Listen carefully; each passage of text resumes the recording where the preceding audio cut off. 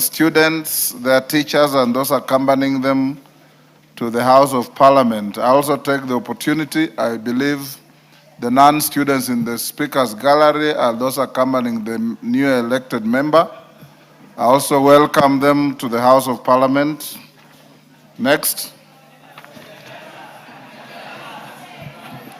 I have no information about their presence. Go on.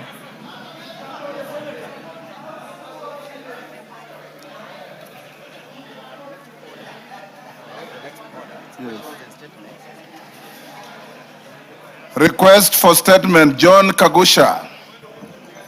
Thank you, Honorable Speaker. Let me take this earliest opportunity to first congratulate the newest Member of Parliament, Same Douglas Kamau Waweru, our new Member of Parliament for All Kalau constituency, in a well-deserved win and landslide win. Honorable Speaker, let me also take this opportunity to recognize the members of Senate who are also seated in the Speaker's Gallery, led by Honorable Methu.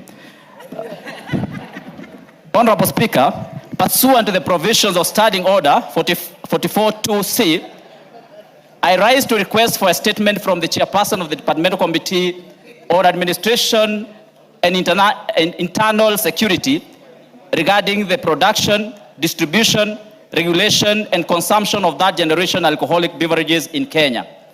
Honorable Speaker, alcohol and substance abuse remains a major public health, social and economic challenge in the country.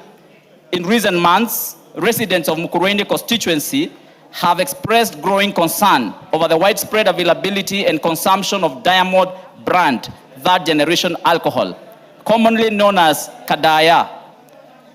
The product is reportedly sold at a relatively low cost and is easily accessible, particularly to young people and other vulnerable members of society.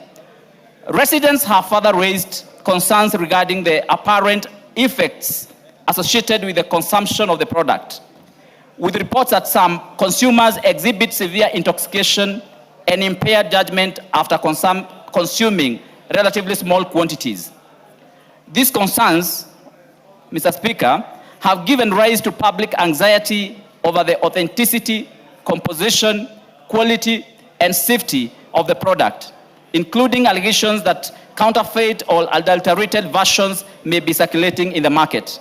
Honorable Speaker, it is against this background that I request for a statement from the Chairperson of the Departmental Committee on Administration and Internal Security on the following. Number one, the licensing and regulatory status of Diamond brand third generation alcohol, or Kadaya, and other similar alcoholic beverages, including the approvals issued for the manufacture, distribution, and sale by national authority for the campaign against alcohol and drug abuse, NACADA, Kenya Bureau of Standards, KEBS, and the Ministry of Health in collaboration with county governments and other relevant agencies.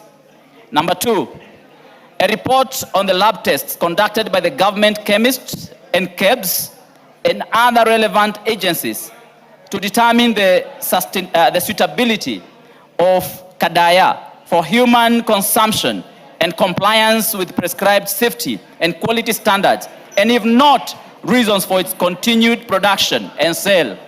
Number three, the measures being implemented by the government to strengthen regulation, surveillance, and enforcement against the unlawful manufacture, distribution, and sale of illicit, counterfeit, and non-compliant alcoholic beverages, particularly in Mukurweini constituency and Kenya at large.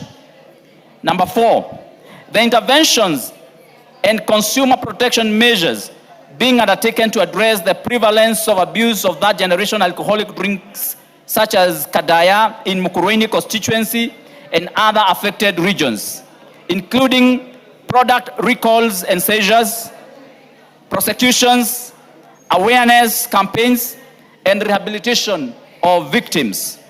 I thank you, Honorable Speaker. Yes, what's your point of order? KJ? Give him to. Honorable Speaker, I thank you. And I am standing, Mr. Speaker, I am standing in relation to our standing orders, and I needed for you to pronounce yourself in the House on a matter that is very clearly on our standing orders that has to do with the prohibition of party symbols and party insignia in Parliament, Mr. Speaker. Knowing full well that if there was only one member showing up in a certain color in the House, then we would have taken it to be the member's wardrobe. However, we are seeing a gang of 13 members of Parliament, Mr. Speaker, who are donning party insignia on the floor of the House, Mr. Speaker.